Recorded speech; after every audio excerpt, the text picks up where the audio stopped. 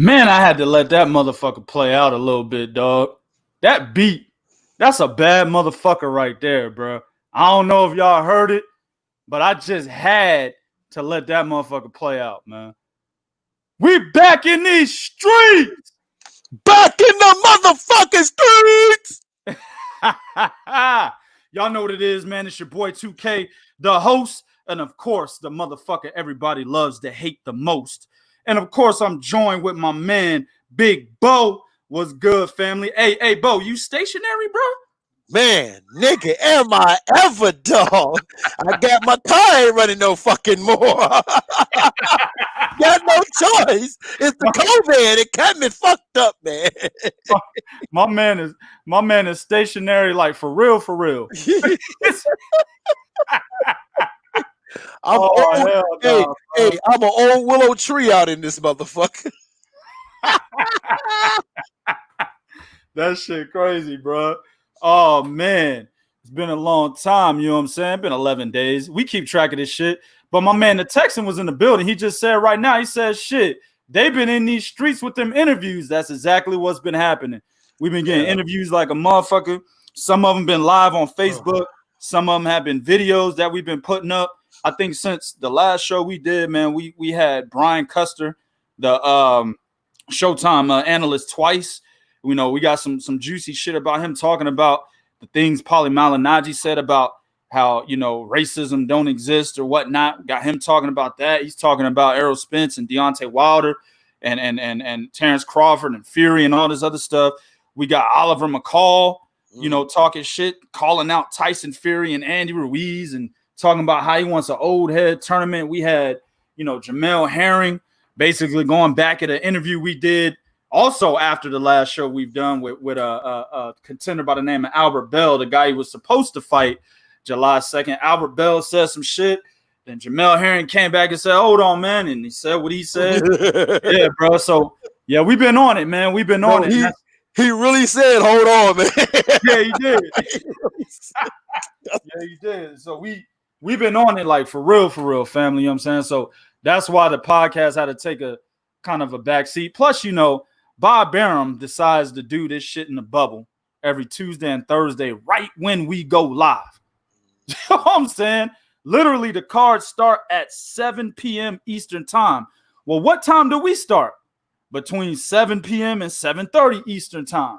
You see what I'm saying? So, you know, we had to take a little backseat, but we're going to try to get y'all a little more, you know, shit talking out there. But y'all already know, man, before we start the show, got to do a little bit of, you know, pre-show fuckery. And this clip I'm about to show you, it's a little old, man. It was last year. But it's what I call beta male basketball. A lot of niggas going to be like, beta male basketball? What the fuck is he talking about, man? Watch. Tinakbo na lang ni Calvin. Usually, tumatalon-talon dapat, di ba? Tingnan natin. Ito yung una. Bumangga. Now look at the left hand of Terrence Jones as he was on the way up.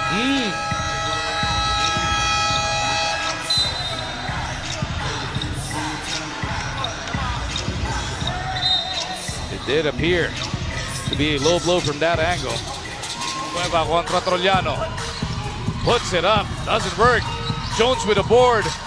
Oh! And Calvin just clotheslined Dennis Jones. And Dennis Jones wants a piece of the beast. We saw it.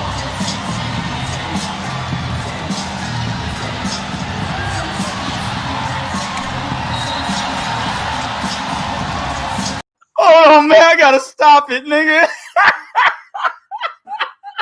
All right, hold on. There is so many things wrong with that video. The top three, number one, Terrence Jones. And I remember Terrence Jones in college. You know what I'm saying? I remember him. This motherfucker grabbed that man's dick. Yeah. When he fell down at the three-point line. Yes, he got up and grabbed his dick. That's problem number one. Problem number two is the other dude was mad about Terrence Jones grabbing his dick. So when Terrence Jones had the ball, he went over there, and what a real man would do is punch the motherfucker, right? We gonna swing, This motherfucker hit him with his inner elbow. Inner elbow, people, the soft part. That motherfucker went over there. I can't believe you grabbed my genitalia. Oh, God, no. Oh, did he not do that? Yeah. That's what he did, fam. That's the second problem. And then the third and final and probably the worst. Did y'all not see that man start dancing the way that he danced? Oh, my God. He started dancing like a woman and then jumped on the table and stuck his tongue out like how women do. You know, the bitch at the club that's shaking her ass, and when she bends over, she sticks her tongue out and shit because she's working that ass. That's what he did. Yeah. He stuck his tongue out, dog, and started dancing like that. Like he really wanted y'all to know that he's really enjoying himself in this fashion. Bo, what if your son was that nigga? I wouldn't have a son. That's all I can tell you, niggas. Yo, word up, fam. I run out there on the court and snatch that name tag off the back of that jersey. Fuck out of here. Nigga, give me this shit, nigga. You ain't walking around with my name. Let me tell you something, because you missed something. There was one more thing I had a problem with, man. What kind of soft-ass motherfucker goes down from that type of shit he went down from? Word up. Fake ass flop in that club. A nigga hit me with a forearm ain't gonna do nothing but piss me the fuck off and get tossed around the room. That wasn't a forearm, fam. That was the inner elbow. The forearm is tougher than the inner elbow. Right, yeah. The inner elbow, this nigga flew back, dog, like the wind, a gust of wind took that nigga off his feet. And a nigga hit me with his inner. Listen, if you don't hit me with a ball, even with a ball fist, but nigga, you don't hit me with a fist, I'm beating the fuck out of you. Exactly, bro. I'm beating the fuck out of you, dog. I'm going to try to kill you if you hit me with a fist. Bro, this is what our world has come to. Do y'all not see this shit, man? This is what our world. Nobody said nothing, fam. Like, I would have been like, dog, hey. You'd have seen it on my face. Like, I was looking at everybody around him, like his teammates and shit, when he was dancing like that before he got on the table. When he was dancing like that. Then when he jumped on the table and stuck his fucking tongue out and started moving like that, like, you would have seen it in my face. Like, I would have been that nigga that everybody was talking about that watched the video. They're like, hey, man, look at that nigga number 13 right there, man. That nigga is not liking this shit. That would have been me y'all was talking about. I'd have had it all over my face like, this motherfucker's gay. I make sure I will never take showers around this nigga. Oh, man. Nobody had that face. Everybody was like, oh, man, that's just Marv, man. That nigga, he act like that. You know, that's just that nigga Darnell, man. You know, that, he act like that. We used to that. Oh, come on, man. Hence why I can't fuck with basketball any longer, bro.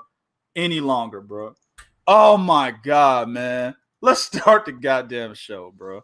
Oh.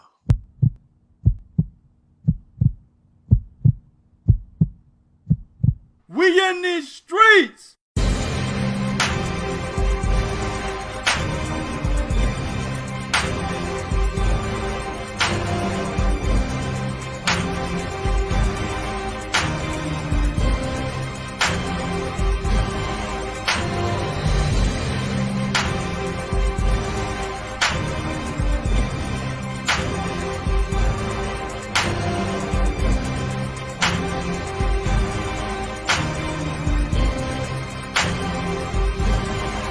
ThreeKingsBoxing.com.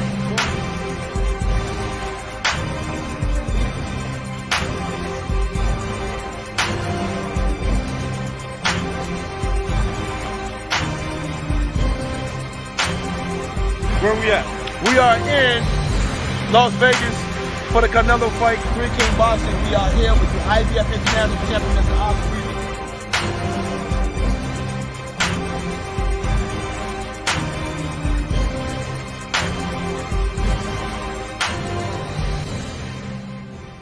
We in these streets.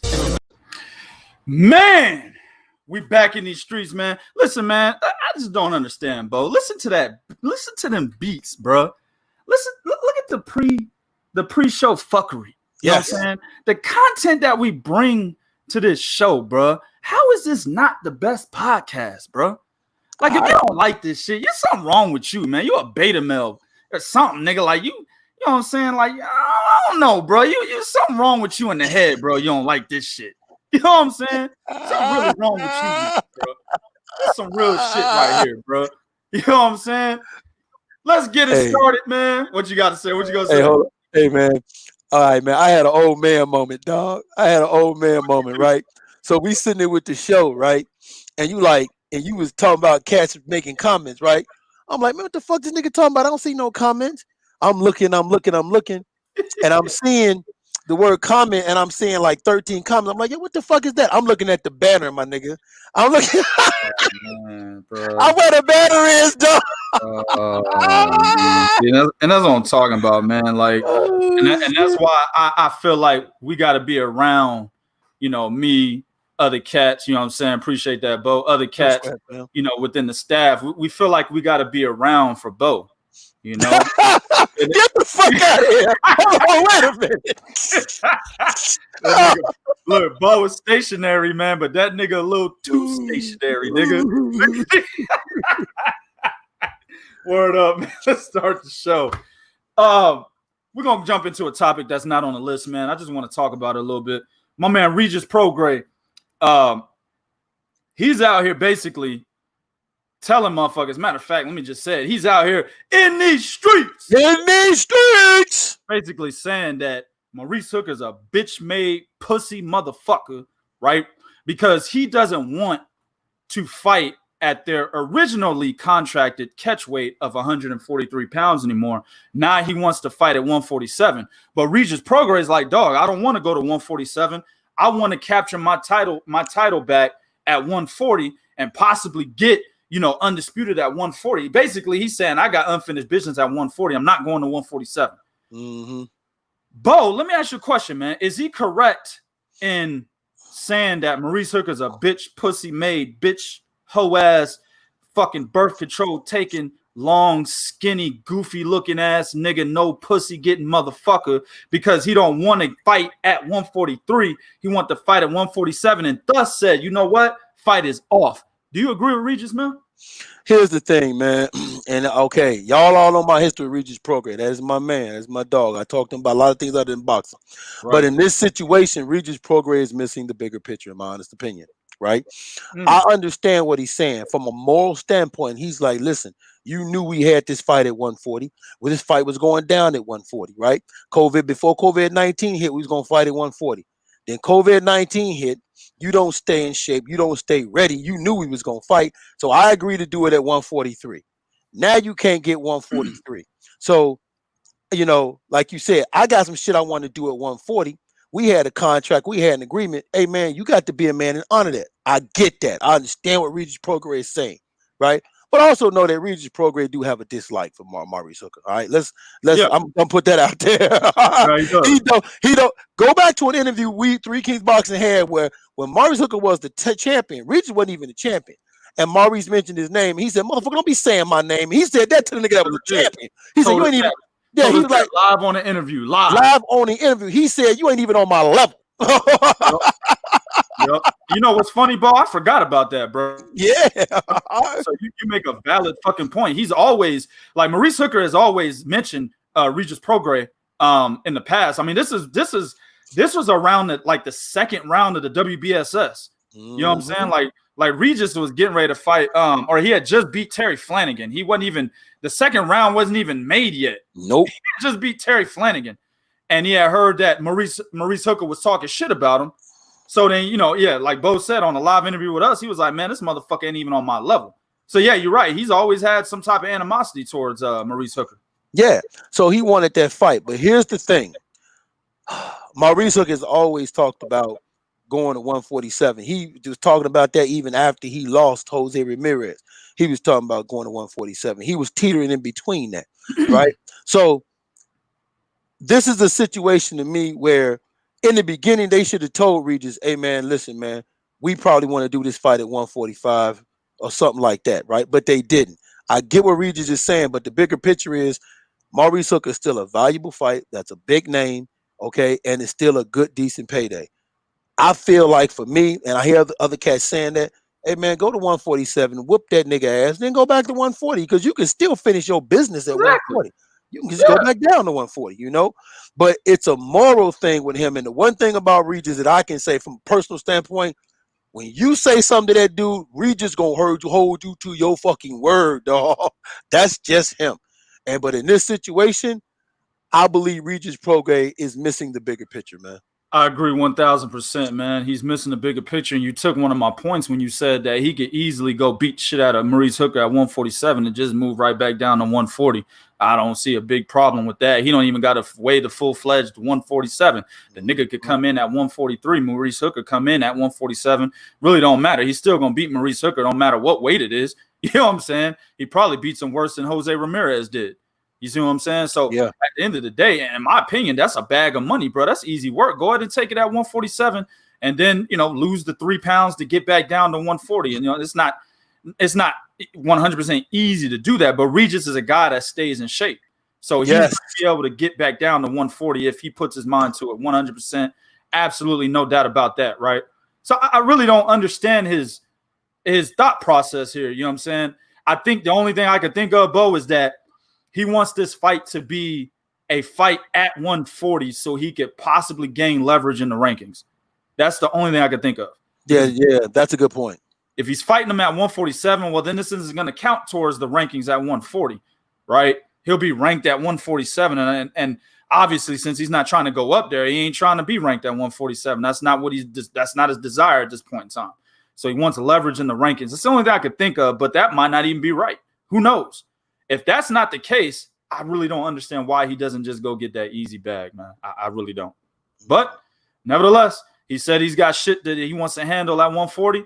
Hey, fuck it, man. Let him handle some shit at 140. I would love to see a Josh Taylor rematch in the United States this time because the last one he went to the UK, right? So Josh Taylor, if you would, mate, bring your ass over here to the US. You know what I'm saying? And rematch him. You know what I'm saying? And I'm not saying that because I felt Regis was robbed or anything. I thought that fight could have went either way. I was okay with Josh Taylor winning that fight. So it's just, you know, it's principle. You know what I'm saying? It's what Leo Santa Cruz should have did for Carl Frampton. Motherfucker came over here twice. You should have went over there, even though you had the belts. You know what I'm saying? So I think Josh Taylor should come over here. If he beats Regis Prograis again in the States, I mean, he boosts his profile, man. He's not just known as a UK fighter and a mid-level world level fighter, right? I got him on my top 10 pound for pound list, but he was out there complaining on Twitter about not being on the top 10 pound for pound list. Well, that's because you're not really known outside of the UK, regardless of the fact that you won a WBSS and you're a unified champion at 140. Not too many people speaking your name outside of the UK. You see what I'm saying? Just some hardcore niggas like me, myself, Bo, in this chat. That's it. So at the end of the day, man, he's got to – I think he should come over here and fight him again. You know, if he beats Regis, most likely will boost his profile. But at the end of the day, man, Regis should have took this fight. I don't know. Bo, talk to your homie, man. Yeah, I'm going to talk to him. You know what, though? I want to say something. That people not knowing Josh Taylor is going to change because if you've been following Three Kings, we told you. Josh Taylor is now with, I believe he has some type of co-promotional deal with Top Rank, doesn't he? Sure does. Yep. Sure does. So that's a good point. That's a good point. All right, man, let's get into the motherfucking meat of the show. Yes. So let me run down the timeline real quick, man. My question is... Hold on, wait a minute. I got to get my fork, my knife, barbecue sauce. Yeah, hey. Napkin. Hey, Bo, since you're an older nigga now, shouldn't you be getting your glass of wine too, nigga? Hey, I'm just saying. I heard older niggas, you know, they get softer as they get older. They get nicer. And they start, hey, I look, bro, you ain't got shit. But I'm just saying, when cats get older, they get a little more soft and nicer and shit. And they start getting in touch with their feminine side, B. So I figured you might get you a little glass of wine and shit, you know, kick back in your high heels. I mean, your Nikes. Yo. Word up, man. Hey, bro, take your camera off. Did y'all see this motherfucker got the George Jefferson going on, man? Barbershops in Chicago, please open up immediately. Immediately, dog. Real talk, man. Let me go down the timeline of this Tyson Fury Dillian Whyte situation. So the question I pose is that is Tyson Fury trying to duck Dillian Whyte after he possibly beats Deontay Wilder in their trilogy, right? Now, let me run down the timeline. Obviously, the trilogy is going to be set sometime at the end of this year, maybe early next year, right? Then you got Dillian Whyte, of course, the WBC interim champion, right? He's been a #1 contender for the last 3 or so years.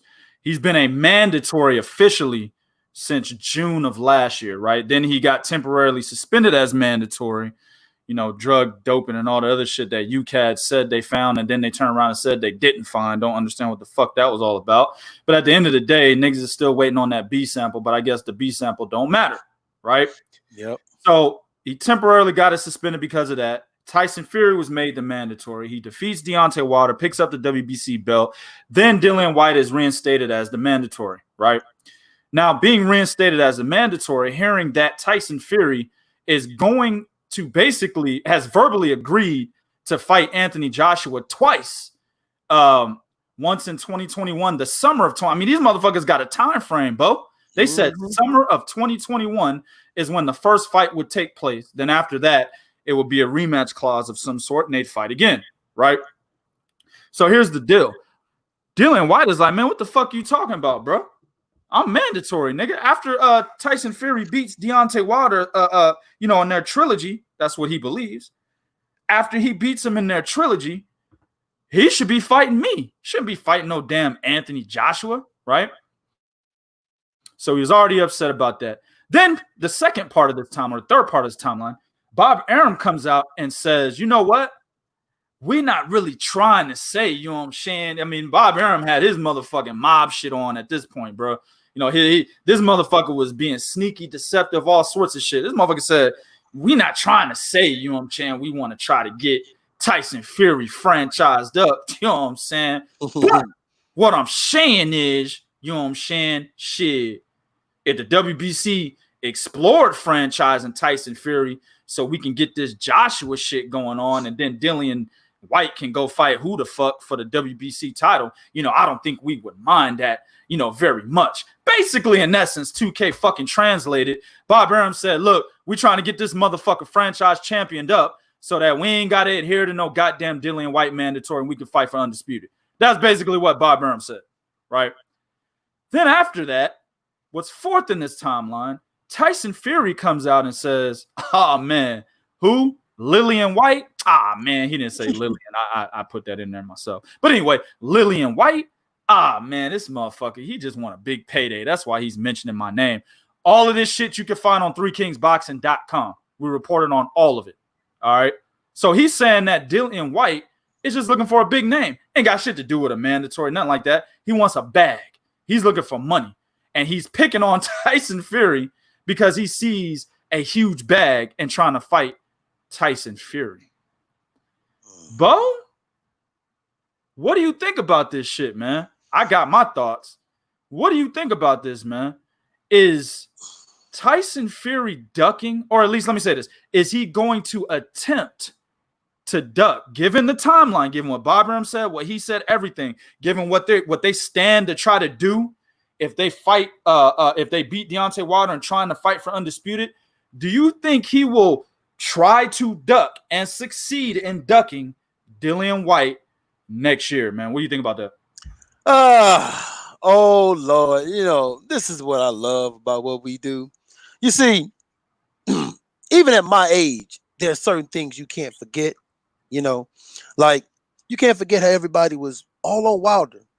And you can't forget how Eddie Hearns accused Deontay Wilder of possibly taking a franchise tag to avoid Dillian Whyte. You can't forget Dillian Whyte saying that Wilder's a coward. You can't take him at his word. You can't forget Eddie Hearns saying that. Hell, you can't even forget Dillian Whyte calling Deontay Wilder a hillbilly for not taking $4 million to fight him. You know why you can't forget that? Because all that shit that was said about Wilder, guess who's the motherfucker really doing it? Right. That's right. all that shit. Guess who's the motherfucker doing it now? Here is the problem. Tyson Fury is going to, quote unquote, not duck, but leave Dillian Whyte out there on that hook, that fishing rod hook. He gonna leave his ass out there on that hook till it's time to throw that bitch out there and catch the bait. You know why? Because there's a such thing in boxing, and Jamel Herring said it. Go to 3kingsboxing.com. Oh yeah, and by the way, that whole franchise tag, shout out to 3 Kings Boxing affiliate Pep Talk UK for getting that interview. See, we move around. We move around this motherfucker. Y'all know. Word up. Y'all never know where we might pop up, goddamn. But we Word do, up. right? Word up, man. We everywhere, man. I'm trying to tell these niggas we everywhere, man. We everywhere, baby. So the reason being is because of this right here. It's the business. Say it again, Bo. Just like how you just said it. It's the business. Word up. That's what it is, ladies and gentlemen. It's just that, the business. And Dillian Whyte don't understand the business, hence why he's blaming everybody but the one motherfucker that's at fault for this. Because, correct me if I'm wrong, there was an agreement from two parties. One party being Bob Arum, the other party being Eddie Hearn. Who promotes Dillian Whyte again? Ooh, hold on. Before you do that, let me read a comment on Instagram on this particular article by my man Drew Titan. He said, what? He said, wait, does Eddie support this move? Where is Whyte's criticism of Eddie not continuing the push for Whyte's shot at the WBC strap? Why isn't Whyte talking about the fact that Eddie made a deal between Fury and AJ, completely freezing Whyte out? Take it, Bo. I'm going to tell you why. Long time ago, there was this video that came out where Barry Hearns was sitting there and Dillian Whyte was sitting right next to him. And what did Barry Hearns say? The most controversial thing he said? We were like slave traders. Yeah. Yep. And what did Dillian Whyte do? He laughed. Ha ha, that's funny, mate. That's funny. Yep, that's funny. When he laughed, he was giving consent. You can say and do whatever the fuck you want. I'm not going to say nothing to you. You're the boss. You my boss. So I ain't going to say or do nothing to you, because here's the reality, ladies and gentlemen. Dillian Whyte was ranked #1 by the WBO. Dillian Whyte was even in the rankings high by the WBA. Dillian Whyte could have fought Anthony Joshua when Big Baby Miller tested fucking positive. Dillian Whyte could have fought fucking Anthony Joshua before fucking Eric Molina. Dillian Whyte could have fought Anthony Joshua for that. Hell, now, Dillian Whyte was advised not to take the Kubrat Pulev fight, instead fight Joseph Parker. These are things that happen. And who made the moves? Then on top of that, what do I always tell y'all? If you watch what Eddie say and watch his moves, it's two totally different things. Eddie Hearn never talked Dillian Whyte and WBC only when it was convenient, only when it was pertaining to who? Deontay Wilder. But if you watch videos, what is Eddie talking about? Dillian Whyte versus who? Some MMA fighter? Maybe Andrew Ruiz? How many times have he said, even after Whyte told him, I don't want to talk about Ruiz, he still went on air later on and said, I think Andrew Ruiz and Dillian Whyte be a great fight, mate, a great fight. Facts. Okay? He tweeted after Wilder lost, no need for a trilogy. Let's move on to AJ.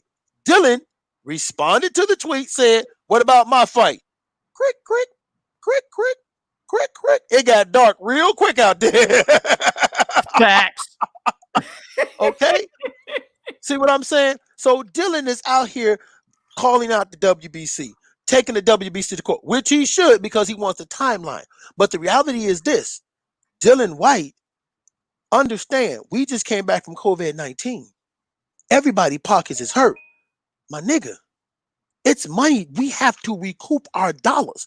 And the plan to recoup it, unfortunately, don't involve you. And that's the reality of it. That's the reason why nobody's pounding the pavement for you. See what I'm saying? So at the end of the day, I get it, dog. You are absolutely right. You are being fucked. Okay? You're being fucked. But you're not being fucked by the people you're mad at. You being fucked by that motherfucker that sits up in the office, that goes live with IFL TV and whoever the fuck, his hair don't move in the motherfucking wind. He's promoting the big buck nigga that makes some money. You just a blocker. This is the quarterback You're the blocker. Protect the quarterback, Dylan. And that's exactly what the fuck happened here, dog. Protect the quarterback. Protect my bottom bitch. Make sure she don't get in no trouble on her path to undisputed. That's what he's doing. Let me tell y'all niggas something, man. Beautiful soliloquy, by the way. You know what I'm saying? Let me tell y'all niggas something, man. I will say this, Bo. One thing I do want to say. The WBC is getting a couple pumps. You know what I'm saying? He's getting fucked by the man that promotes him. Well, that WBC is getting a couple pumps. Well, you know, they tag team. All right, motherfucker. Yeah. You know, they getting it in, dog, a little bit, you know. But you're right. Eddie Hearn and Matchroom are doing a little bit more simply because they understand the business behind having Anthony Joshua and Dillian Whyte under their same banner. They understand, hey, Anthony Joshua is our biggest moneymaker, right? So the biggest names that want to fight Anthony Joshua, they have to get Anthony Joshua gets first dibs on them, not Dillian Whyte. Let me tell you something. Dillian Whyte versus Tyson Fury versus the money that could be made when you match up Anthony Joshua versus Tyson Fury. It's fucking unparalleled. Man. It's unparalleled, dog. Tyson Fury versus Anthony Joshua makes a shit ton much more money, and then much more is at stake than Dillian Whyte. Why the fuck do you think they already verbally agreed to 2 fights? They could have just verbally agreed to 1. Them niggas like, no, nigga. Absolutely right. I forgot about that fact. Exactly, fam. They said, no, nigga, the money gonna be too good. Pussy gonna be too good, nigga. We gotta run this shit back. You know, it's one of them situations. You get a fine motherfucker. You supposed to kick her out that night, but then you're like, God damn, that motherfucker was bad. I gotta run it back. That's exactly what's happening with this. Some of the beta males don't know what does he mean? Hold on, run it. Wait a minute. Fine, bitch, run it back. I don't understand. That's what the beta males are doing right now, bro. I normally wake up by myself in the morning. What is he talking about? I'm always waking up alone. Hey, I guess. Whatever. But listen, at the end of the day, bro.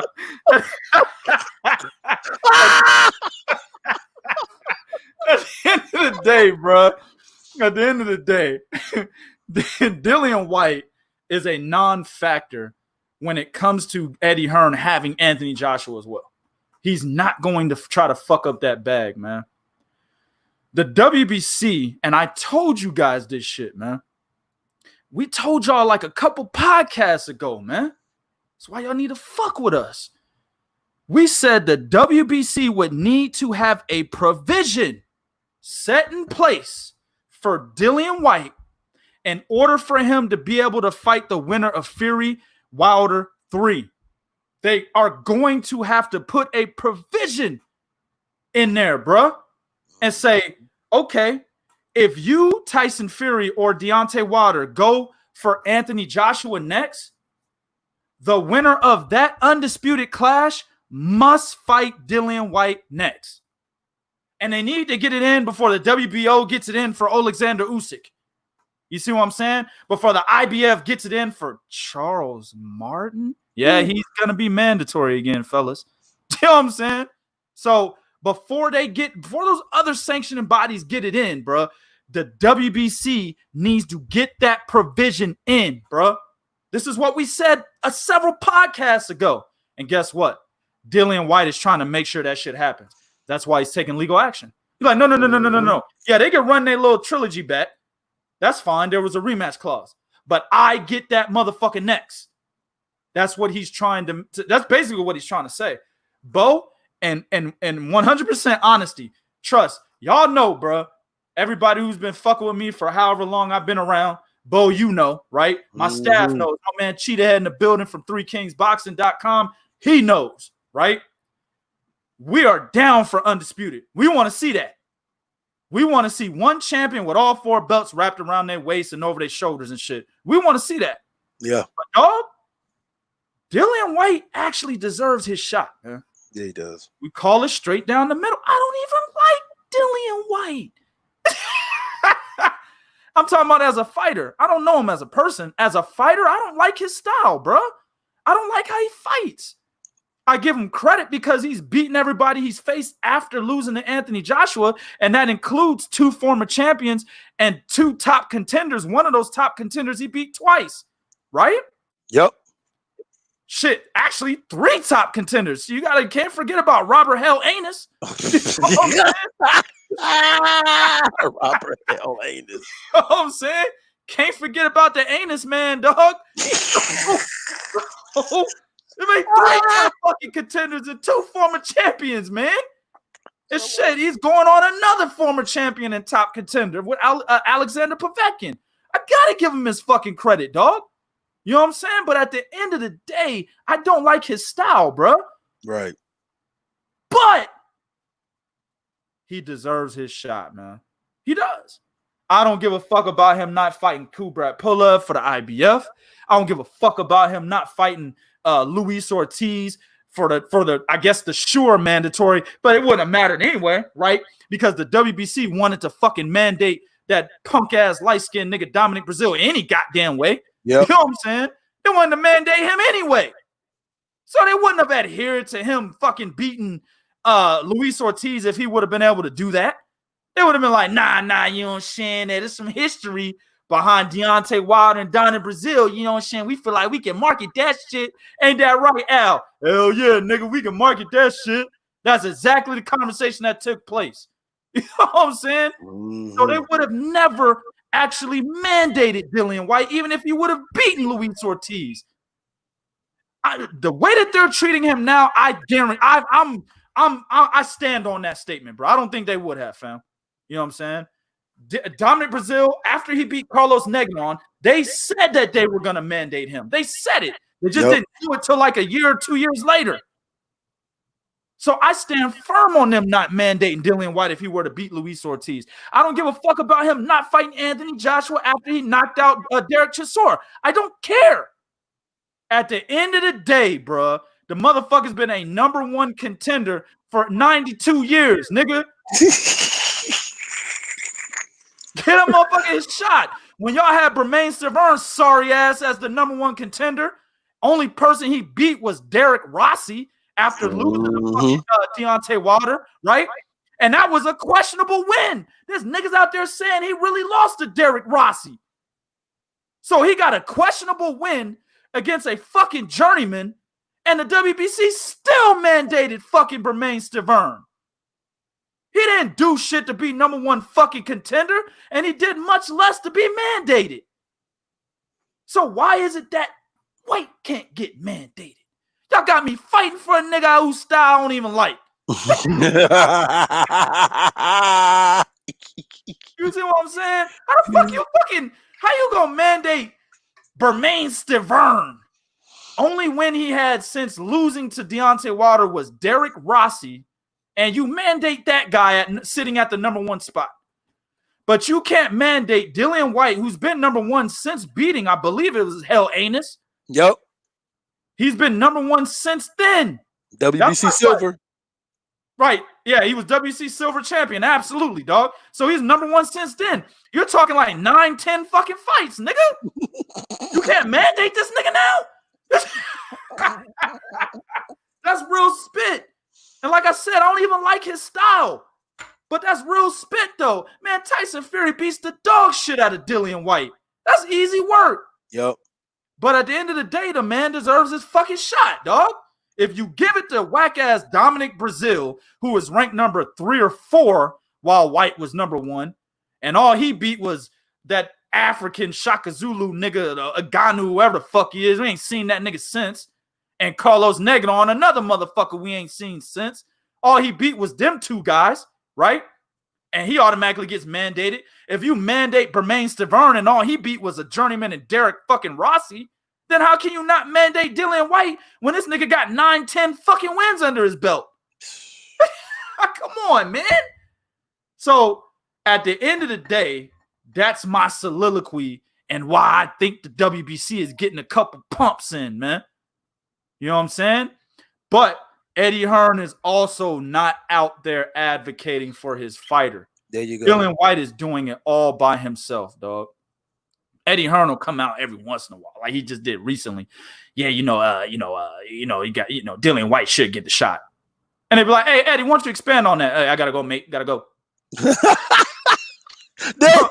Yeah. Motherfucker don't want to expand on why. He's just trying to get it out there in the media that hey, mate, I said, you should get the shot, mate. That's all he's doing. But he ain't going to expand on it. He ain't going to tell you exactly why. He ain't going to tell you what he's doing to try to make this shit happen. He ain't going to do that. You see what I'm saying? Yeah. So I'm just saying, bro. But the question is, Tyson Fury ducking Dillian Whyte? Absolutely not. 100% no. He's not ducking Dillian Whyte. No, he's not trying to duck Dillian Whyte. What he's trying to do is he's trying to make the best fights possible. And we can't fault Tyson Fury for wanting to make the best fight possible, because we always complain as fans that these fighters out here are not what, Bo? Making what? The best fights possible. Exactly.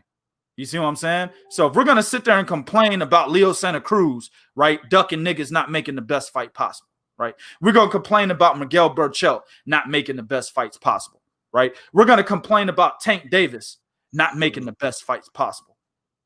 But then we're going to complain that Tyson Fury's not looking towards Dillian Whyte because he's trying to be undisputed against a better fighter than Anthony Joshua? We can't do that. Keep it 100% down the middle. While I'm advocating that Dillian Whyte should get his shot, at the same fucking time, bro, Tyson Fury's doing the right thing by saying, hey, fuck Dillian Whyte. I want to be undisputed. Yep. He's doing the right thing. That's legacy. It's legacy, bro. And it's money on top of that. Yep. So he's getting look, with Dillian Whyte, it will be legacy, right? With AJ is legacy and money. Which one would you choose? Shit, man. You guys want to answer that, fam? So let's see. You got the semi-built girl, or you got the girl with the big titties. I know who 2K picking. Look, man, let me tell you something, man. If it's a girl with the big titties and a girl with the big titties and an ass, I'm going with the second option. Man, but that ass is also great too. You know what I'm saying? Hell yeah. It is what it is, bro. My man Lazo, he said, y'all got the phone line bumping. Hey, man, that's on Skype. We're not on Skype right now, family. We're not on Skype, man. But yeah, we gonna, we kind of easing our way. We changing how things are. You know what I'm saying? We doing shows or trying to do shows every single day now, trying to see how the numbers are and stuff like that. Just fucking around with it. But yeah, once we get more stable with this, man, yeah, we're gonna throw the phone lines back on and shit, let you guys call in, man. Bo, man, you got some comments from these cats, man? Oh, hell yeah, man. First of all, Miss Denise for being the first in the house. She said, cannot wait for the show. Yes, ma'am. So my man, Sporty Vince said, oh, shit, them boys back. Yes, sir. Yes, sir. Of course, the Texan said, salute them. They've been in these streets with them interviews. Exactly, bro. Of course, can't forget Jay. We in these streets boxing back, motherfuckers. We in these streets. And then, of course, boy, better hide your egos and why. Yeah, especially the second one. I don't give a fuck about your ego, but your wife.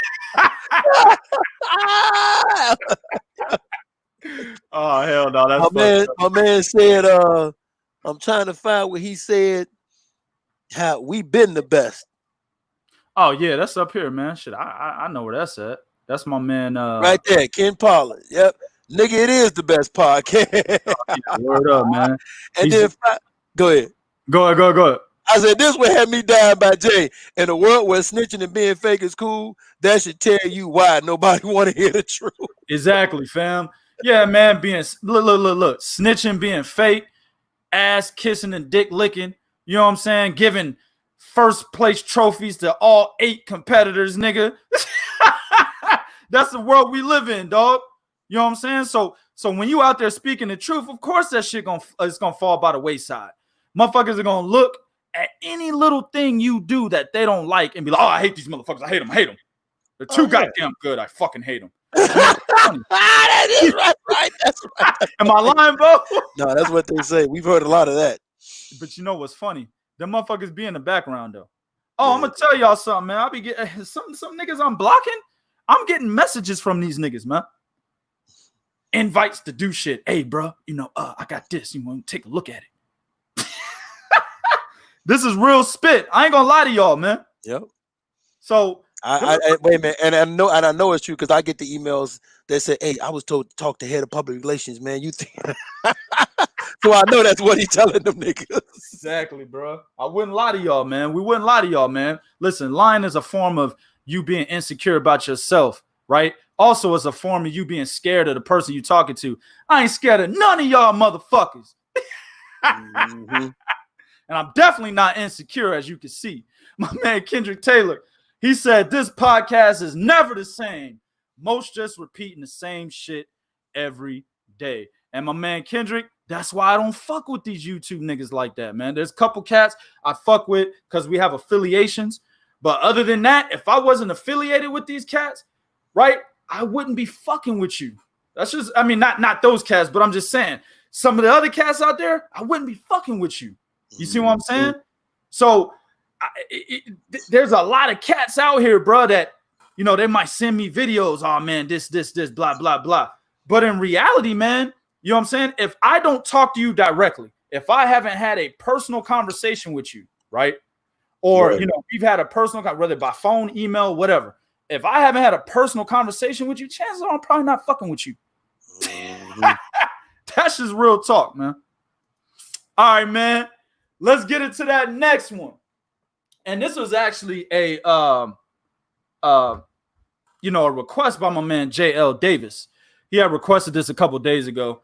This was, of course, after Shakur Stevenson defeated Felix Caraballo on the first top-ranked card since COVID-19 has sparked off.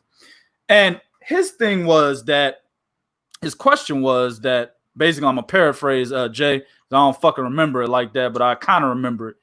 His question was that basically with Shakur Stevenson and the whole Floyd Mayweather comparisons and him basically saying that his ultimate goal was to be better than Floyd Mayweather, he wanted to know, what was our thoughts on Shakur Stevenson having to play the villain role in order to get or at least achieve that goal of, number one, being seen by the majority of the world, right? Getting the accolades and the clout, or not the accolades, but the attention and the clout that, maybe a Floyd Mayweather, even hell, an Adrien Broner got, right? Mm-hmm. Actually achieving that goal to be, because understand, if you're going to be better than Floyd Mayweather, I don't know if Shakur Stevenson understood what he said. You not only got to do better in the ring in terms of who you're fighting, you got to make more money. Yep. That comes with the territory. Let me repeat that. You not only got to do better in the ring, you got to fight better fighters. I mean, Floyd defeated some odd of 26 current and former world champions. Nigga was a lineal champion in all 5 weight divisions where he was a champion of. You know what I'm saying? There's a lot of shit Floyd did, bro. Not only do you have to beat him in that aspect, but you also got to make more money than him. That's how you be better than him. Mm-hmm. That's a hell of a motherfucking goal, dog. Especially when pay-per-view's getting kind of phased out, bro. You know what I'm saying? That's a hell of a fucking goal, dog. So at the end of the day, JL was like, should he have to go the villain route to be able to achieve that ultimate goal, man? What do you think about this, Bo? Oof. It's funny because the problem that he's going to run into is this. Even if he plays the villain, you guys got to understand something. It's not just about playing the villain, but it's about the hero that tries to defeat the villain that you also have also. Mm-hmm. Every villain needs a hero. Every hero needs a good villain. Batman, you don't give a fuck about Batman, goddamn it, if he ain't fucking with the Joker. Okay? Superman is just Superman if it ain't if he ain't fucking with, if Lex Luthor ain't fucking with him. Okay? Right? So for every villain, you need a hero. But here's the problem. Shakur Stevenson is trying to do something that hasn't been done since the days of Sugar Ray Leonard. And the reason being is, if you look at the pattern, Mike Tyson, like you said, Floyd Mayweather, I'll even go back to Muhammad Ali, Jack Johnson. Mm-hmm. Those dudes had to be villains in the eyes of other people to want to watch them. They was a villain or motherfuckers. People had a high disdain for them to watch him. When you look at Canelo Alvarez, well, there's a difference. He has that Mexican support. Okay, here in America, and y'all may not like this. You can get upset all you want, and that's fine.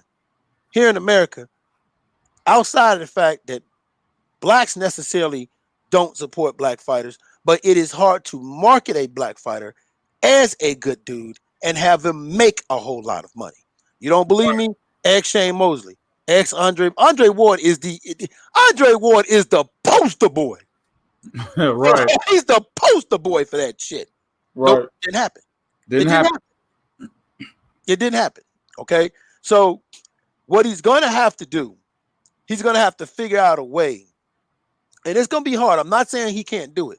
And not to mention, now, it's possible for him to make bag. I don't ever think you reach Floyd Mayweather's level because pay-per-view is faded out and ain't nobody getting $300 million no more for a fight. That shit's done. Word. It's done. But from 126 to 135, there are dogs, there are horses, there are fights that could make him a lot of money, right?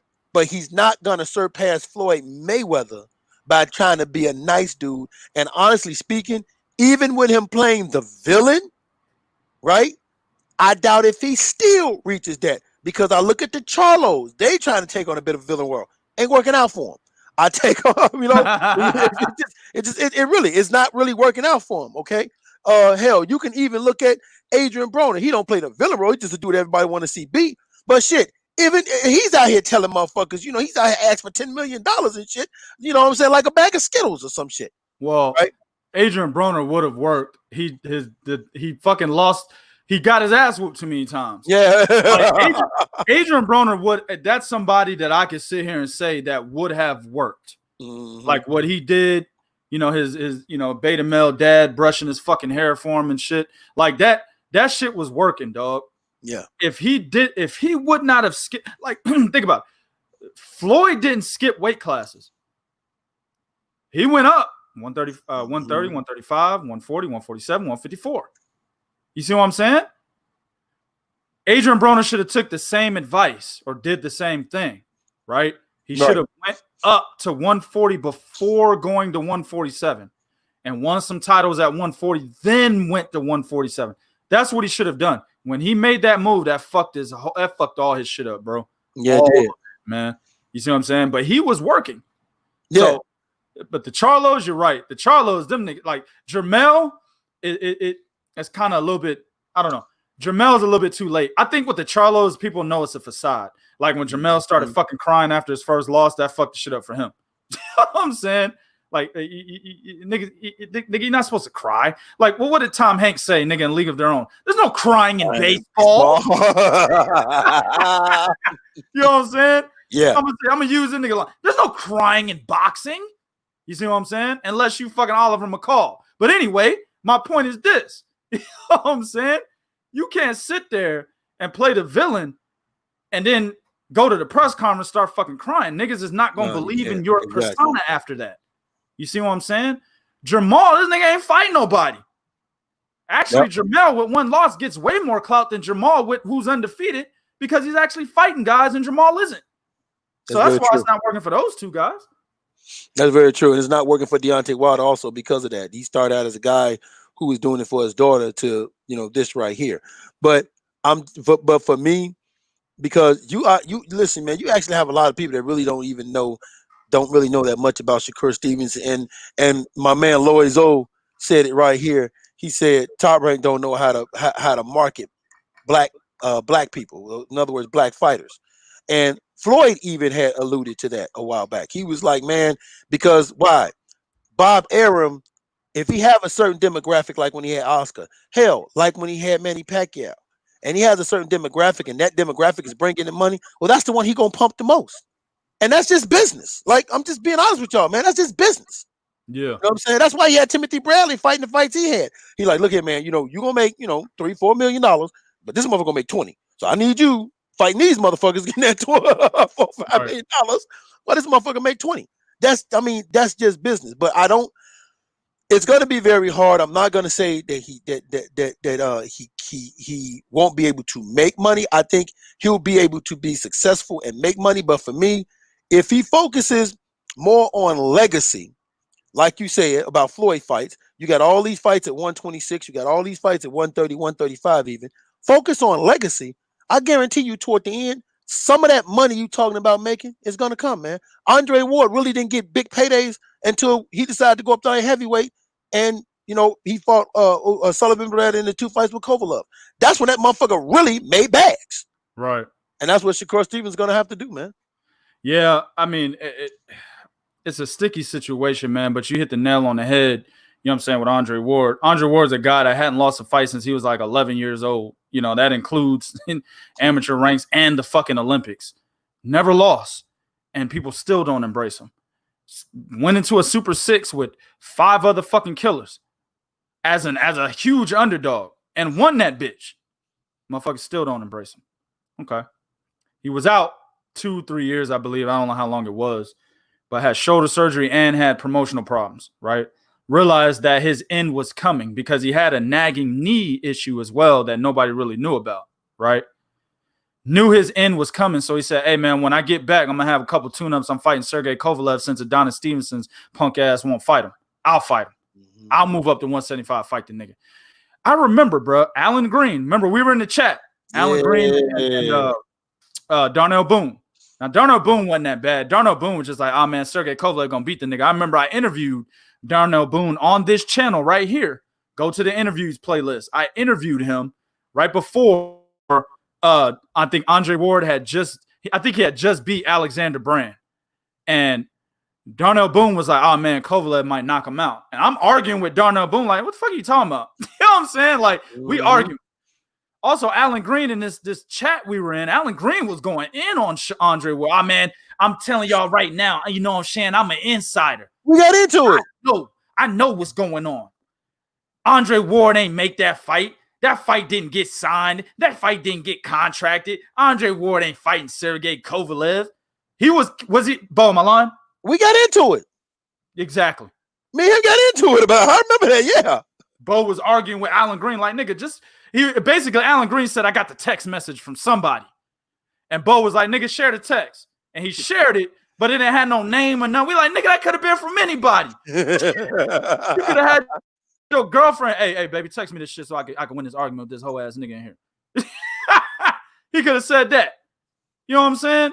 So at the end of the day, bro, we're sitting there telling them like, bro, it's contracted. No, it's not, man. No, it's not. And then lo and behold, the rest is fucking history. Not only did they contract 1 fight, they contracted 2. But my point is, motherfuckers didn't think Andre Ward was going to fight. Even these so-called boxing insiders, they didn't think he was going to fight Sergey Kovalev. And he did it. And he beat him twice. And he still didn't get embraced. People found excuses for the first one.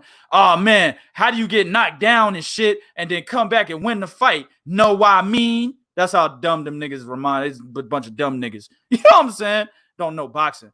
Hey, fam, how the heck do you get knocked down and stuff and, got drool and shit coming down their mouth and win the fight by split decision? You know what I'm saying, man? Right? You get it? No, motherfucker, I don't. You don't know how to watch inside fighting, nigga. Right? Then you got the second fight where basically Andre Ward beating the hell out that nigga's body. And Sergey Kovalev decided to sit on the ropes and bow out. Excuses after that. Oh, man, he was low blowing them like crazy, man. They should do a trilogy. Sergey Kovalev won both fights. It's not the fact that people really thought that Sergey Kovalev won the first fight or the second fight. I'm not saying that there's people out there that don't believe that that Sergey Kovalev legitimately won the fight. There's some people that I respect that say, hey, man, I had Kovalev winning by a round or 2. No problem with that. The majority of the fans, right, they never embraced Andre Ward. That was the fucking problem. Mm-hmm. So those are the same ones that are coming up with these excuses that Andre Ward did not beat Sergey Kovalev in the first fight. And they're the same ones that were talking about Andre Ward low blowing Sergey Kovalev to death. Why? So he wouldn't get much more attention. That's why. Shakur Stevenson is already on that path. I'm telling y'all right now. How do I know this? because when we shared the article that we published about him saying that he wants to be better than Floyd Mayweather, I got a bunch of feedback from people saying, oh, this motherfucker dreaming. He's not even that good of a fighter. How the fuck is he ever going to be better than Floyd Mayweather when he ain't even good right now? They was killing him. He's going down the same path right now. I could tell you that. They're already not embracing Shakur Stevenson. Why? Because he fights like he has that defensive style within his base style.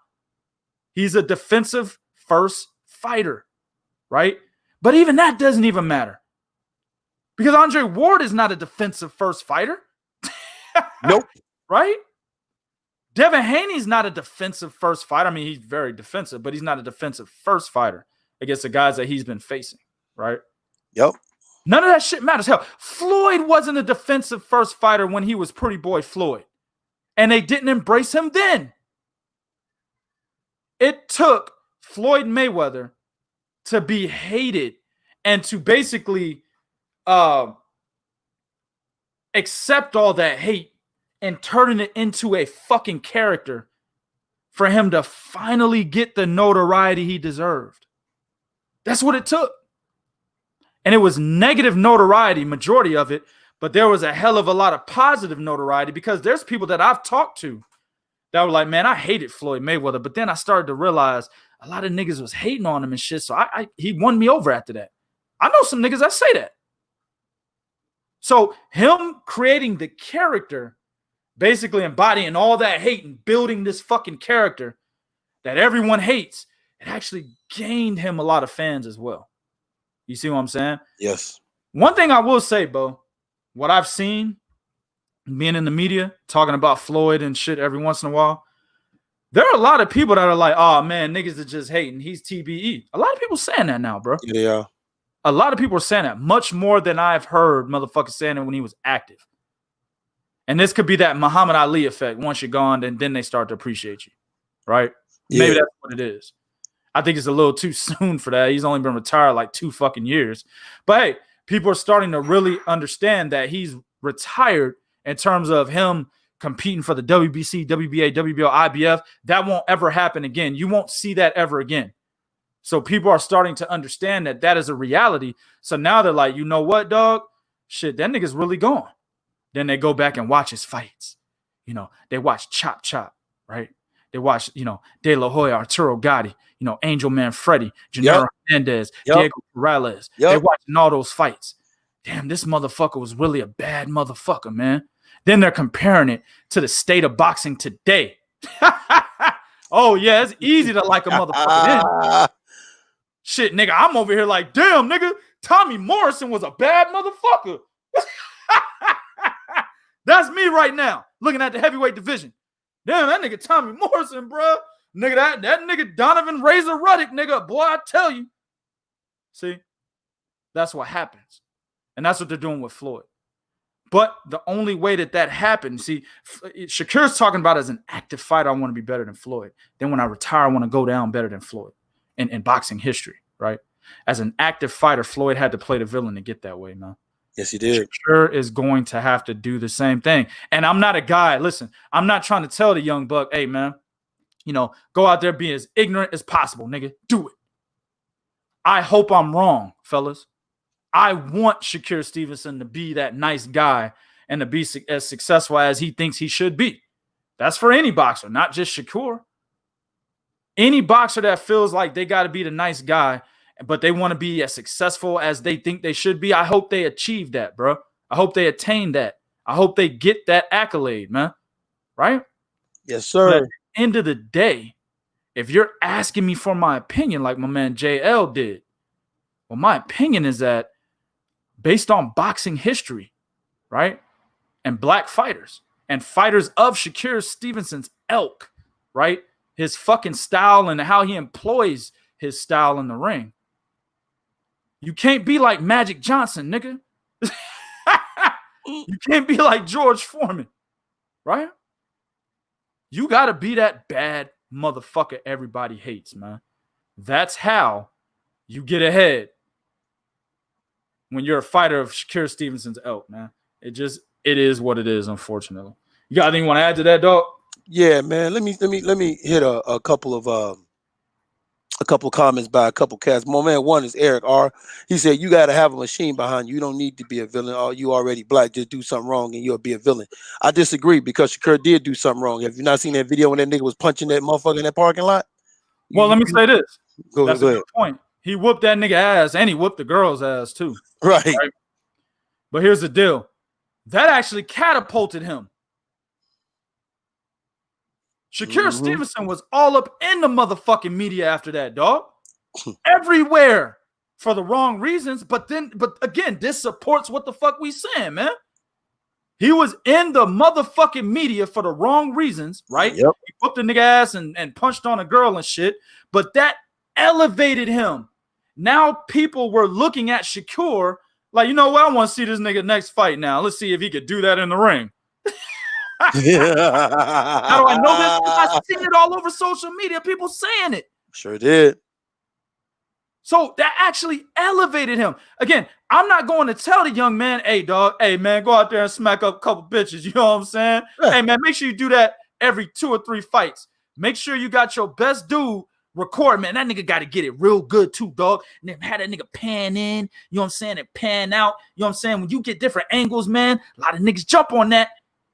And when he, make sure you beating the shit out that motherfucker, nigga, out there in the parking lot, just like you did. Hell yeah, nigga. No, I ain't gonna tell him that. No. I'm not gonna say that to him. Yeah. But at the end of the day, man, facts are facts. That shit elevated him. Why? Because the fucking boxing consensus enjoys the black fighter as the villain. It's Adrien Broner, Floyd Mayweather, Mike Tyson. I could keep going. Muhammad Ali. Shit, Jack Johnson was a villain. And, it was racist back then, but he was still a villain. Yeah, he was. Fucking white bitches all over the place. and driving Jack, piece of history people don't know. The owner of Ford, the car company, used to send Jack Johnson a free Ford car every year because he was always in the newspaper for outrunning the police. Exactly. You're right. The only fighters or the last couple of nice, great black American fighters were like the Sugars. Yeah. Actually, and not Sugar Shane Mosley either. Understand, Sugar Shane Mosley was not embraced either. No, he wasn't. He wasn't embraced either. Actually, Sugar Shane Mosley was actually shortchanged. Think about how Sugar Shane and Bernard Hopkins, because they beat Oscar before Floyd, but Floyd is the only motherfucker that got rich off of it. Very good point. Shane Mosley beat Oscar twice. Yeah. Right? He beat Oscar twice. Whether you thought it was a robbery or not, doesn't matter. He beat that nigga officially twice and did not, he got a bag off of it, but Floyd became the face of boxing after he beat Oscar De La Hoya. Why do you think that happened? Because Floyd was the villain. Yep. You see, Shane Mosley was sitting there cheesing with that motherfucking glimmer in his eye and shit. And people were like, man, I really like this guy. Yeah. Shane Mosley, I love you. Yeah, got him nowhere. And the nigga didn't become the face of boxing when he should have. Nope. You see? Bernard Hopkins already, Bernard Hopkins was Bernard Hopkins at that time. At that point in time, that nigga wasn't getting nowhere beyond what he was in terms of the fan support. That's why he kept fighting for so long, besides the fact that he was still in good shape. Yeah, he wanted to do something that would definitely cement his name in history, besides the fact that he was an undisputed champion. Shit, there's been undisputed champions before. This nigga said, I'm going to be the oldest champion in boxing history. That's what he said, bro. But what's fucked up is he's not remembered for that. You know what he's remembered for? Throwing a flag on the ground, a Puerto Rican flag, saying I never lose to a white boy and getting knocked out the ring. That's true. But at the end of the day, one thing that is certain, if you go to Google and type in oldest boxing champion and oldest champion in boxing history, Bernard Hopkins' name comes up. Yep. Not only does his name come up, it'll tell you that he beat his own record. That's he became the oldest and then beat that record and became the older. You know what I'm saying? So that's why I really believe that's why he kept fighting, besides the fact that he was still in shape, because he wanted to do something to cement his name in the history that nobody else has done. That's what he wanted to do, right? But at the end of the day, you make a very good point when you mention Shane Mosley and Oscar De La Hoya, right? Shane Mosley was not embraced the way that he should have. This motherfucker should have made way more money than he did. Yeah, he should have. Way more money than he did, right? Yeah. Like his woman should have been took some money. That nigga should have still been like, I'm good. Yeah, like, you know, that rumor of Floyd Mayweather's ex-fiance stealing $3 million in jewelry. If that shit's true, I ain't do nothing to Floyd. Oh yeah, that's been replaced already. Yeah, that's been replaced. Exactly. The nigga, his motherfucking strip club replaced that. Nigga, let alone whatever else he does, his motherfucking strip club replaced that. Hell yeah. So, you know, at the end of the day, bro, like, yeah, Shane Mosley should have made more money. But the only two guys that, in my opinion, you know, besides going too far back and looking at Sonny Liston, even though he was a nice guy, he was still a villain at some points in his career. But the ones that really actually never played the villain was Sugar Ray Leonard and Sugar Ray Robinson. But Sugar Ray Robinson, that one is kind of an asterisk because at certain points, especially with the Jake LaMotta fights, he was the villain. Yeah, he was. So it's hard to say that he wasn't actually a villain. But Sugar Ray Leonard, he definitely wasn't no villain. He wasn't. And Sugar Ray Leonard was embraced. And Leonard might be another guy that probably should have made more money. You see what I'm saying? He made a hell of a lot of money for that time. Yeah, he did.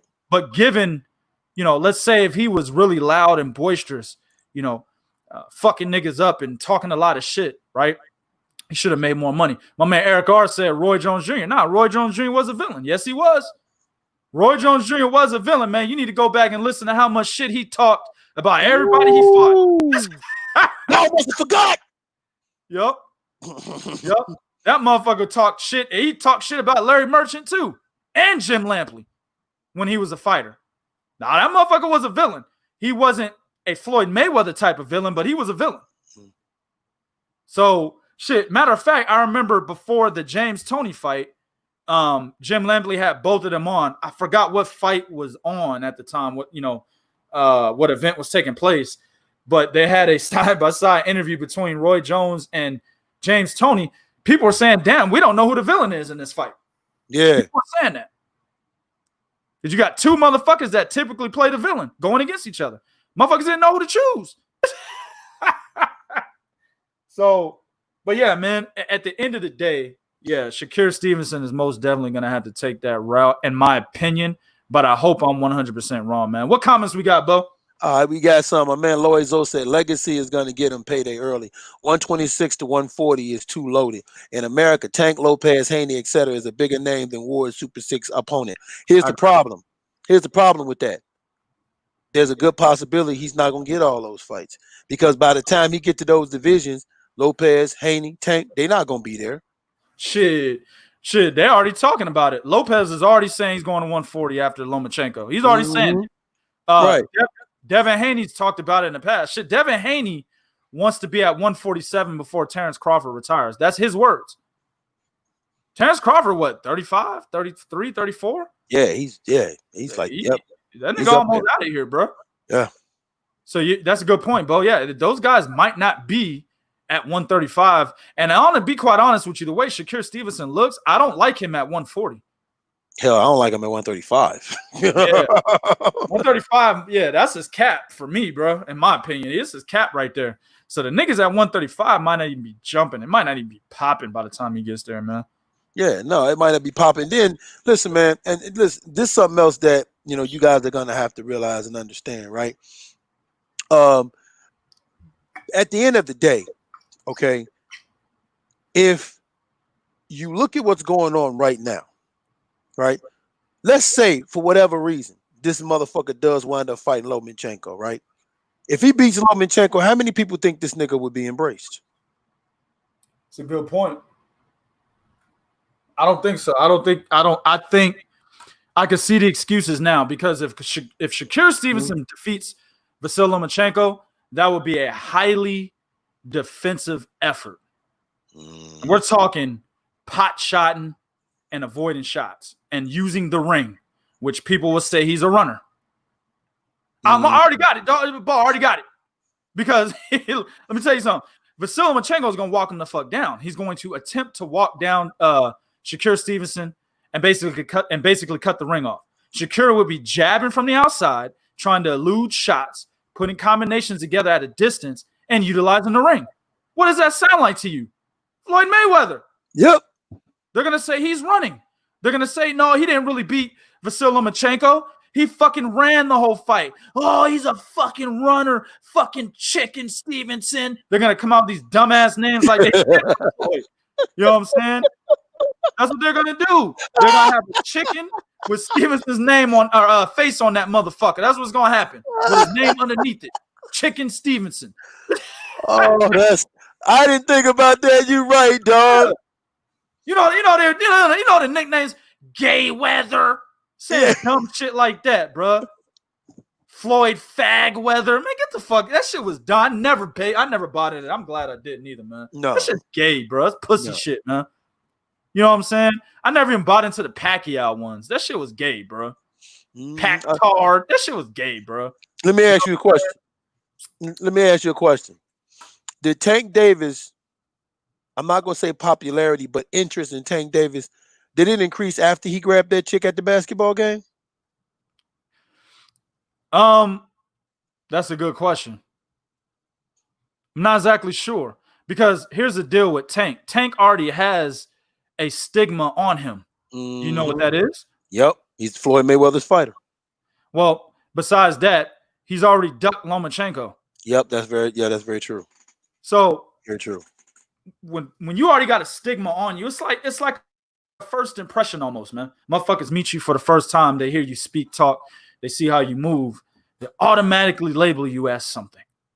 And you have to do things to basically get that label removed off your back, right? If you give a fuck. You know what I'm saying? Nigga like me, I don't fuck. Yeah, but if you care, you got to do things to get that label off your back, right? That's what Tank needs to do right now. Do things to get that label off his back as a ducking, overweight fighter that hasn't fought anybody, right? He hasn't done anything to get that label off his back. So what that did, him choking that bitch out, it basically had him look worse. It didn't increase his popularity at all. People are like, oh, that's why he won't fight Lomachenko, because he's fighting bitches. That's all that did. Yeah. Oh, that's why he won't fight Lomachenko. He's too busy kissing Adrien Broner. Duh. Yep. You know, oh, that's why he won't fight Lomachenko. He still owes his jeweler money. Oh, that's a hard one. Oh, I got all day on this nigga, bro. Oh, that's why he won't fight Lomachenko. This nigga has a conspiracy against Floyd Mayweather with one of Floyd's ex-bitches. No my God. I go all day on this nigga, bro. Oh, that's foul. You being foul now for real. I'm just saying, Bo. That's why. That is why. Yep. His popularity did not increase. Too much shit out there on him, man. But that's a good question, though. What else we got? All right, man. We got my man Champ Ross said nobody appreciated Hopkins' style back then. All right. Eric R said that nigga Chris Bird was a cold ass slap boxer. Yeah, he was. Yeah, so hold on. So to go on Champ Ross's comment, I agree, man. Like it, and that was another thing, and that's the same thing with Shakur Stevenson. Bernard Hopkins was a defensive first fighter. When he first started fighting, he wasn't. And then he became that, right? That's why they didn't appreciate his style. Actually, when Bernard Hopkins was undisputed champion, understand he was getting a lot of the same criticism that Gennady Golovkin was coming up at 160. A lot of people were saying that, Bernard Hopkins didn't fight nobody. They didn't put a lot of stock into Keith Holmeses and shit like that. You know what I'm saying? Mm-hmm. So they were saying, oh, man, Bernard is defending his title against a bunch of whack niggas. We want to see him fight somebody. People wanted to see Bernard lose. They didn't like his style, and he's black. It is what it is. They wanted to see him lose. You know what I'm saying? And that's when, Jermaine Taylor. And he had a loud mouth, too. Yeah, and he had a lot. He talked a lot of shit, right? Jermaine Taylor came about, right? Remember when he was supposed to, when he did fight Kelly Pavlik? A lot of motherfuckers are pulling for Pavlik. Yeah. I was in the minority, and a whole bunch of others saying, dude, this is about to be a wash. Kelly Pavlik's not ready for this kind of fighter. people were like, nope, Kelly Pavlik's the man. Look what he did to Jermaine Taylor. He's definitely going to do it to Bernard Hopkins. Bernard doesn't throw punches. All right. They wanted to see him lose. It wasn't just his style. That was part of it. It was the loud talking and the fact that they didn't like who he was fighting against. When he was undisputed, they wanted to see him lose ASAP. Yep. Yes, sir. My man Eric R said they missed Floyd. AB and Thurman left a bad taste in their mouth. You know, the thing with AB was AB bought into his own hype, but at the same time, AB had something else he was fighting against, and that was the Floyd Mayweather tag of being the next. The problem with being the next is the expectations of that. No one can live up to that. Okay? Because when you're the next, for example, right? I'm Bo. I'm not expecting my son to be the next Bo. I'm expecting my son to be the next him, Devion fucking Johnson. You know, the reason why is everybody remembers me and what I've done. So if everybody remembers what I've done, it'll be hard for him to have his own identity and do something on his own to get credit for, because it'll always be attached to me. That's what happened with Adrien Broner. He was the next Floyd, the next Floyd, the next Floyd. The way he fought, everybody did that. Floyd put his hands on him, put his brand on him. And what happened with that? Well, we found out he was being given something he was not ready for. And that's why you never talk about the next. You know? No, man, be you. That's the reason why LeBron is out here right now trying to figure shit out. Exactly. My man Lord Zoe said the Duke beating everybody today. He's talking about my comment when I said Morrison is that motherfucker. I don't know, man. I don't think the Duke beats Tyson Fury, man. What Duke are we talking about? We talking about Duke post the bitches or pre the bitches? Like, if we talking about the Duke pre the pussy, maybe not Tyson. Tyson Fury's a good fighter, man. I don't care what anybody says. He's a good fighter. Yeah, he is. He's not beating Tyson Fury, but the rest of the guys probably. Like the Duke pre getting his motherfucking head knocked off by fucking Ray Mercer. You know what I'm saying? Yeah, probably. But the Duke that lost to Michael Bent? Oh, absolutely not. No. The motherfucking Duke that lost to Michael Bent? Man, Deontay Wilder knocks that nigga out in the first round, second round maybe, dog. Hell no. No. But yeah. Nah, I get that shit. Hold up. My man Scott Brown said Leo Santa Cruz has only fought one black guy. Easy call out. You know, I'm not looking at his resume. And Bo, I don't know if you know about that. I don't know if this motherfucker's fought. I don't know how many black guys he's.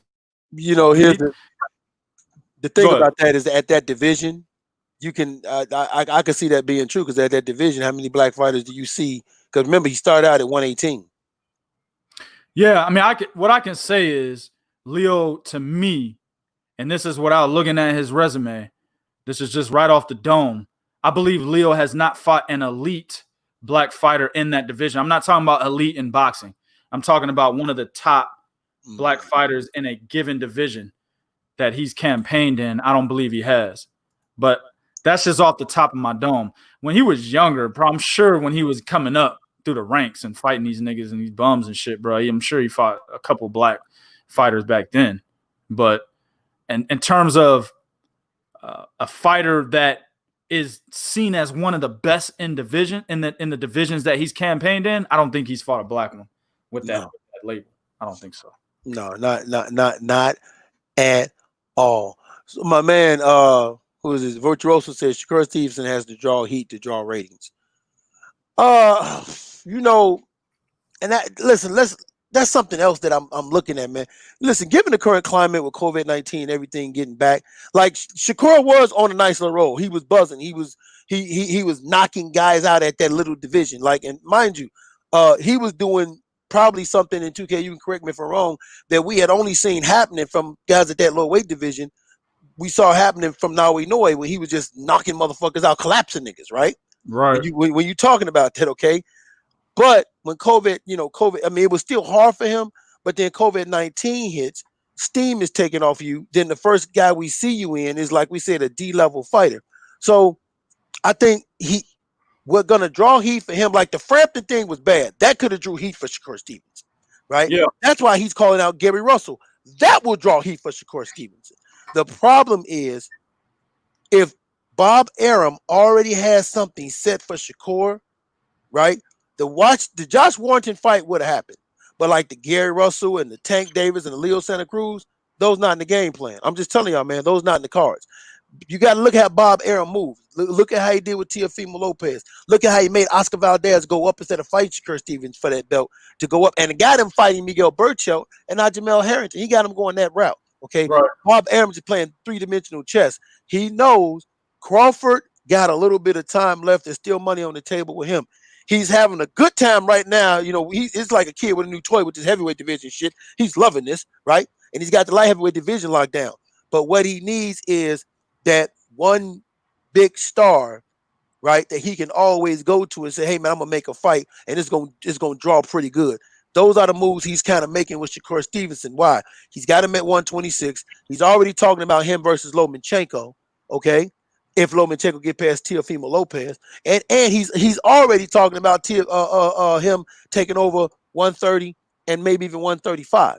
So, you know what I'm saying, man? Y'all got to look at shit. I mean, it's fucked up. We ain't been around a while, and y'all get like this shit is free. Like, nigga, we need to be talking. Hit that PayPal at the bottom. Y'all need to goddamn start giving some for this type of education. Hell yeah. Very good point, brother. Check this out, man. My man Scott Brown said, I'm picking Gary Russell Jr. versus Shakur Stevenson. Should be the co-main event of Fury Wilder 3. Hey, man, what do you think about a Gary Russell Jr. versus Shakur Stevenson unification? Shakur is actually saying he would fight Gary Russell Jr., man. What do you think about that shit, dog? I like that fight. I'm going to tell you why I like that fight. I like that fight because Gary Russell will fight a young, undefeated, super talented, okay, black fighter, right? Yeah. That's something, and it's not to be racial. I think that's something every black fighter needs. You need to fight another young, undefeated, hungry fighter. That's why I want to see Earl Spence and Terrence Crawford. I like that shit. Yeah. You know I like that shit, dog. Yeah. You know what I'm saying? Shit, let me shave 5 more years off and 2K gonna get it. But hell yeah. Nah, you need to shave off about 15 more years. I nigga. know, right? My beard, I don't know if y'all saw that, turn the camera on. My beard was great. It fucked me up for a second. But if Shakur Stevenson really wants to do what Floyd did, well, that's one of the moves. You have to fight somebody like a Gary Russell, but he will see that elite level. And what do I always tell y'all? You gotta see that fucking level before you can move on. Jojo Diaz saw it. That's why he looked at Tevin Farmer and laughed his ass off. Yeah. You gonna do what? Say it again. Exactly. Say it again. You go what? That nigga said, hold on, wait a minute. You fought Billy Dibb, Gillimaine Frenois, Joan O'Carroll, and Tennyson? And that ain't that shit. There's another one in there somewhere. Shit. Yeah. He looked at that and said, well, nigga, I fought Gary Russell. Checkmate. Right. Right. And that kills all them dudes put together. All of them, right? Same thing with Gary Russell. Gary Russell saw Lomachenko. Look at what he became after that. So you always have to see that elite level. And I think for me, especially for Shakur Stevenson, he shows you he has the talent. He shows you is there. All he needs now is to see that level. This is what happened to Gennady Golovkin. This is the reason why I knew Canelo Alvarez would always beat him. You got to see that fucking level. So I like that fight. It's a good fight, and it's a good high-profile fight for both Shakur and Gary. Even at this part of his career, that's a high-profile fight for Gary Russell, man. Oh hell yeah! Well, I mean, let me say, Gary Russell hasn't fought anybody besides Lomachenko that has that you can say in terms of skill, right? Mm-hmm.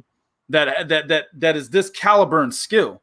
Lomachenko, you got to say, is better than Shakur Stevenson right now because of what he's already achieved. Exactly. Right? Shakur Stevenson is still on the come up as a champion. He's only like 21, 22 years old or something like that. He's still on the fucking come up. 14-0, still on the come up, man. You know what I'm saying? Yep.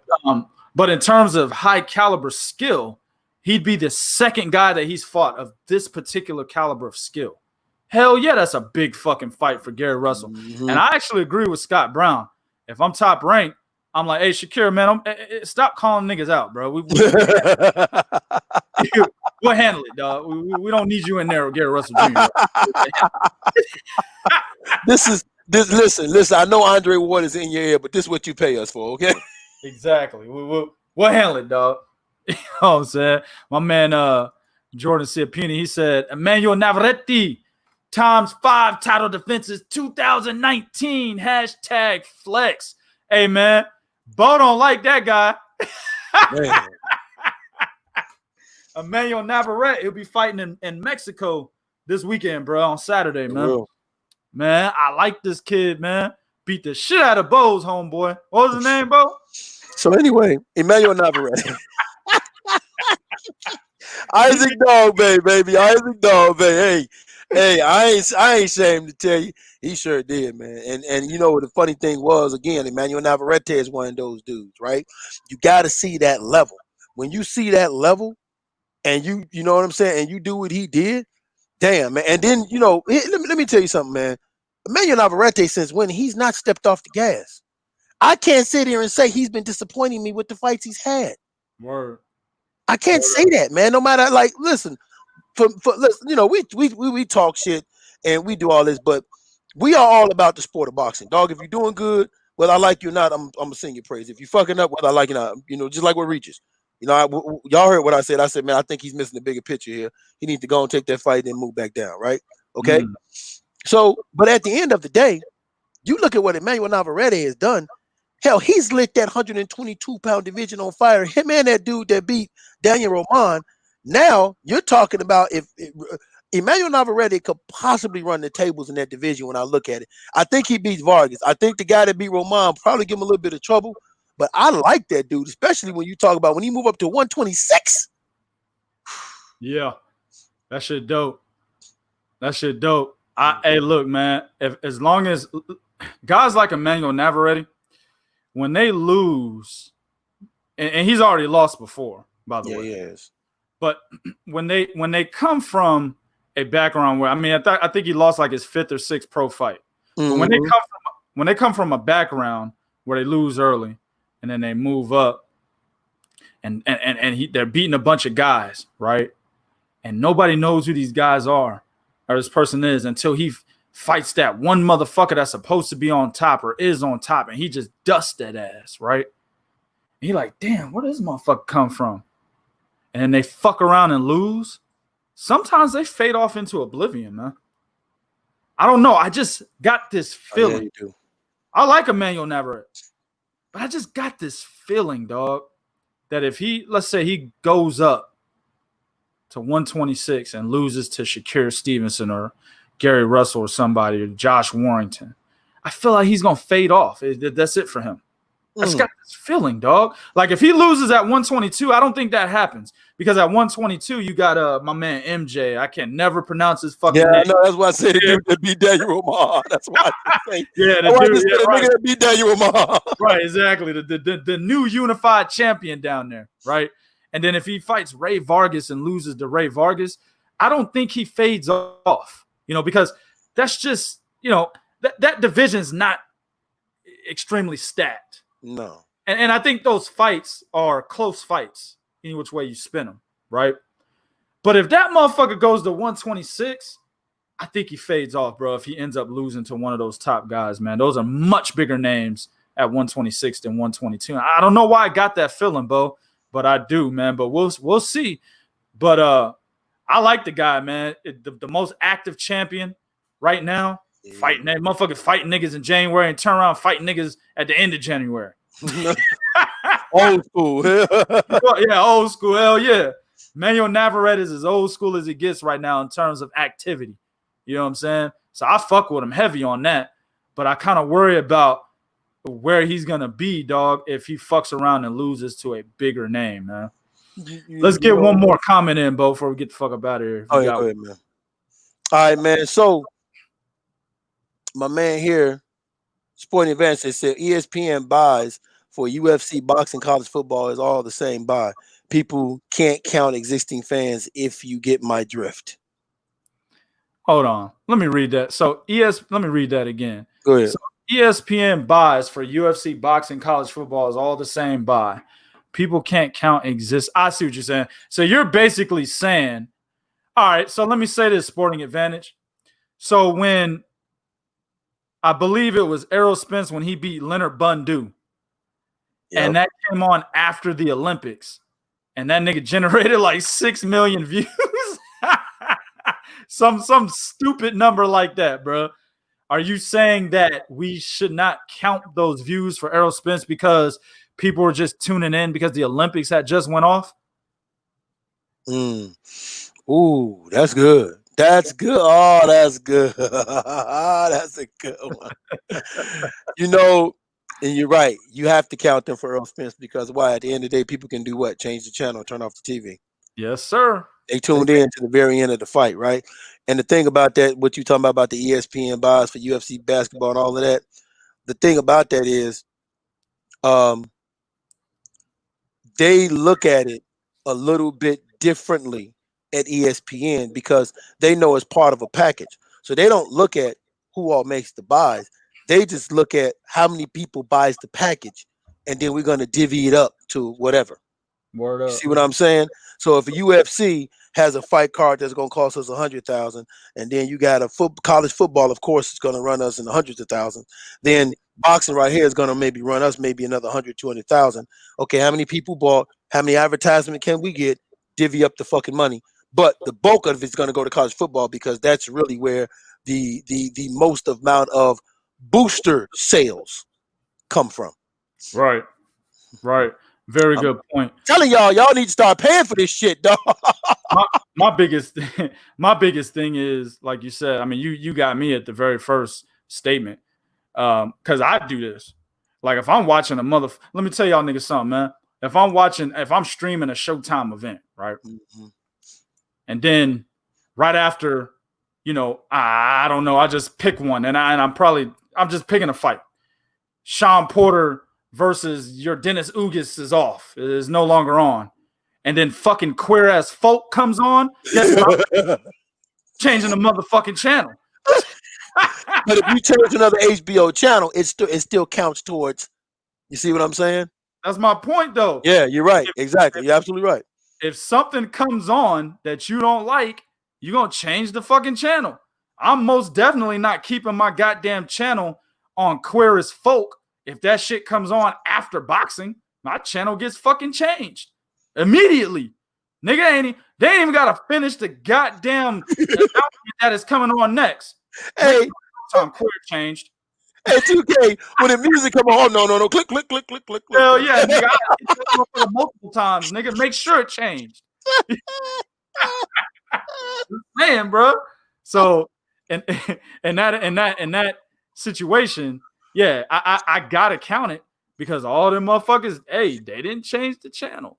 Gotta give it to him, man. He said in response to that Errol Spence shit, he said out of context. Word up, man. Word up. Man.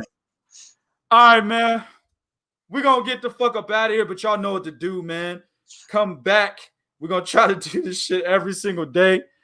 I don't know about Tuesdays and Thursdays, people. I have no idea. We probably won't do it on those days, or we might do it earlier. I don't know. But y'all should be clicking that notification bell on YouTube, on Facebook. You should be clicking the damn drop down to follow us, right? Once you follow us, there's a drop down that comes. You click on that drop down. There's 3 options. One of the options is see news first or see first on your timeline.